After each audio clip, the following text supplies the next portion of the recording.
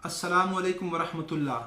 नाजरीन किराम, Hakeem Ahmad Junaid Akhtar, Hashmi Darushshifa international and Hijama centre, Mandra Gujar Khan से आपसे मुखातिब हूँ।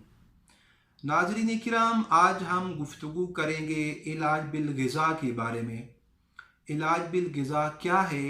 इलाज बिल ग़िज़ा के कवानीन और उसूल किस बुनियाद पर कायम हैं? नाजरीन किराम, इस वक्त दुनिया में बेशुमार तरीक़ा हाय इलाज मुरव्वज हैं, जिनमें एलोपैथिक है, आयुर्वेदिक है, तिब्ब यूनानी है, रंगों से इलाज है, पानी से इलाज है, दम से इलाज है, सर्जिकल ट्रीटमेंट है यानी ऑपरेशन से इलाज किया जाता है, जराहत से इलाज किया जाता है, उससे बढ़कर लेज़र से भी मुख्तलिफ़ बीमारियों का इलाज किया जाता है, शुआओं से इलाज किया जाता है, फसद से इलाज किया जाता है, हिजामा से इलाज किया जाता है, जहरों से इलाज किया जाता है। तो नाज़रीन किराम, एक तरीक़ा इलाज जो दुनिया में राइज है और उसको दरियाफ्त करने का सेहरा जो है, उसकी बुनियाद जो है पाकिस्तान के अज़ीम साइंसदान और अज़ीम डॉक्टर हकीम इनकलाब दोस्त मोहम्मद साबिर मुल्तानी ने डाली। नाज़रीन किराम, इलाज बिल ग़िज़ा क्या है? हम जो चीज़ें इस्तेमाल करते हैं रोज़मर्रा में, दूध, मक्खन, घी, लस्सी, फ्रूट, ड्राई फ्रूट्स, कहवाजात, मुरब्बाजात, शोरबे इस्तेमाल करते हैं, सब्ज़ियाँ इस्तेमाल करते हैं, इन तमाम ग़िज़ाओं के साथ इलाज करना। नाज़रीन किराम, इलाज बिल ग़िज़ा की जो बुनियाद है वो निज़ाम फ़ितरत पर है। कायनात के अंदर जो फ़ितरत का एक निज़ाम चल रहा है, जैसे सुबह का आना, सूरज का तुलू होना, सूरज का ग़ुरूब होना, रात का आना, बारिशों का आना, हवाओं का चलना, खुश्की का आना, सर्दी का पैदा होना, ये तमाम कैफियत हम कायनात में अपनी आँखों से मुशाहिदा करते हैं, हम इन्हें देखते हैं, हमारा इनसे आमना सामना होता है। हम कभी कभी इनका शिकार भी हो जाते हैं, यानी कभी हम सर्दी से मुतासर होते हैं, कभी हमें गर्मी लग जाती है, कभी हम रतूबात से मुतासर होते हैं यानी पानी की बहुतात से मुतासर होते हैं, सैलाब आ जाते हैं, उससे हमें सामना करना पड़ता है, उससे तबाही का सामना करना पड़ता है। नाज़रीन किराम, ये जो फ़ितरत का निज़ाम है, ये इंसान के अंदर भी यही निज़ाम चल रहा है। जो निज़ाम कायनात में रूनुमा है, हम अपनी आँखों से मुशाहिदा करते हैं, वही निज़ाम, वही सर्दी, गर्मी, तरी, हवाओं का चलना, वही वबाओं का फैलना, वो हम अपने जिस्म में भी मुशाहिदा कर सकते हैं।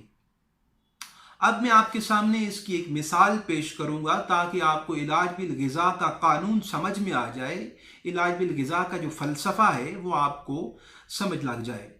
नाज़रीन किराम, जैसे कायनात में हवाएं चलती हैं, तूफ़ान आते हैं, तो इंसानी जिस्म में भी हवाओं की ज़्यादती हो जाती है। जैसे पेट में हवा का बढ़ जाना, खून के अंदर कार्बन का बढ़ जाना, खून के अंदर रियाह का बढ़ जाना, जिस्म के अंदर दर्दों का पैदा हो जाना, ऐसे दर्द जो कभी एक मकाम पर हूँ, कभी दूसरे मकाम पर हूँ, कभी कंधों पर हूँ, कभी कमर में चले जाएं, ऐसे दर्दों को रियाही दर्दें कहा जाता है। तो कायनात के अंदर भी हवाएं चलती हैं।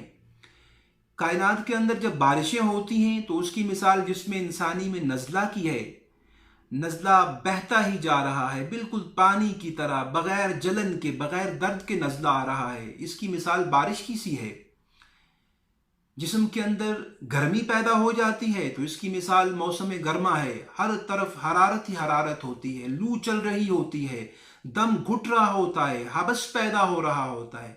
जिसमें इंसानी में भी हरारत की, कसरत की, आप समझ सकते हैं, पेशाब का जल कर आना, हाथ पाँव का गर्म रहना, इंतहाई गुस्से का पैदा हो जाना, ये तमाम अलामात गर्मी और खुश्की की हैं।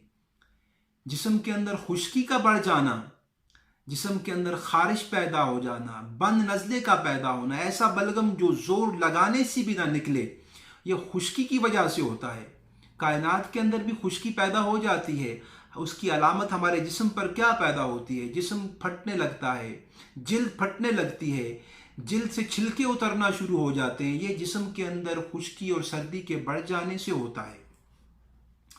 ناظرین کرام، علاج بالغذا ایک ایسے قانون اور ضابطے پر مشتمل ہے ہم جس سے جسم انسانی کے اندر پیدا ہونے والے تمام امراض کا علاج کر سکتے ہیں۔ جب ہم فطرت کا مطالعہ کرتے ہیں، فطرت پر غور کرتے ہیں، آپ دیکھیے جب بارشیں بہت زیادہ ہوتی ہیں تو پھر قدرت ہواؤں کو چلاتی ہے جس سے وہ پانی اور رطوبات جو کائنات کے اندر بڑھ چکی ہوتی ہے وہ ختم ہو جاتی ہے۔ اسی طرح جب کائنات کے اندر خشکی بڑھ جاتی ہے تو قدرت کائنات کے اندر حرارت کو پیدا کرتی ہے جس سے پھٹی ہوئی زمین جڑ جاتی ہے، خشکی اور سردی کا خاتمہ ہو جاتا ہے۔ اسی طرح جب بے انتہا حرارت پیدا ہو جاتی ہے، اللہ کی مخلوق ہوا کے ایک جھونکے کو، سردی کو، پانی کو ترستی ہے تو اللہ بارشیں برساتا ہے تو اس سے حرارت کا خاتمہ ہو جاتا ہے۔ اسی طرح جب رطوبات کی زیادتی ہو جاتی ہے، پانی ہی پانی ہو جاتا ہے تو پھر فطرت میں قدرت کے قانون کے مطابق خشکی اور ہواؤں کو بھیج دیتا ہے، ہوائیں چل پڑتی ہیں جس سے رطوبات ختم ہو جاتی ہیں۔ یہی طریقہ، یہی نظام، یہی قانون جس میں انسانی میں بھی چل رہا ہے۔ جب ہم نزلہ، زکام، ایسا نزلہ جو بالکل پانی کی طرح پتلا ہو اور بہہ رہا ہو جس میں جلن اور سوزش نہ ہو، ایسی صورت میں ہم ایسی چیزوں کا استعمال کرتے ہیں جو خشک اور سرد ہوں، جو جسم کے اندر ہوا کو پیدا کریں، وہ رطوبات کو خشک کر دیتا ہے۔ اور جب مثال کے طور پر لسی، دودھ، ایسی چیزوں کے استعمال کرنے سے جسم کے اندر رطوبات بڑھ جاتی ہیں تو ایسے میں ہمیں حلیلہ کو استعمال کرنا چاہیے، مربع آملہ استعمال کر سکتے ہیں، ہم مونگ پھلی کو استعمال کر سکتے ہیں، ہم دارچینی اور اجوائن کا قہوہ استعمال کر سکتے ہیں۔ اور جب جسم کے اندر خشکی اور گرمی کی زیادتی ہو جاتی ہے، خشکی کی زیادتی ہو جاتی ہے تو ہمیں اجوائن کا، تیز پات کا قہوہ استعمال کرنا چاہیے، شہد کو پانی میں ڈال کر استعمال کرنا چاہیے، بکرے کے گوشت کا شوربہ ہم استعمال کر سکتے ہیں، لہسن کا شوربہ ہم استعمال کر سکتے ہیں، سہانے کا اچار ہم استعمال کر سکتے ہیں، کھجور اور بادام کا استعمال کر سکتے ہیں۔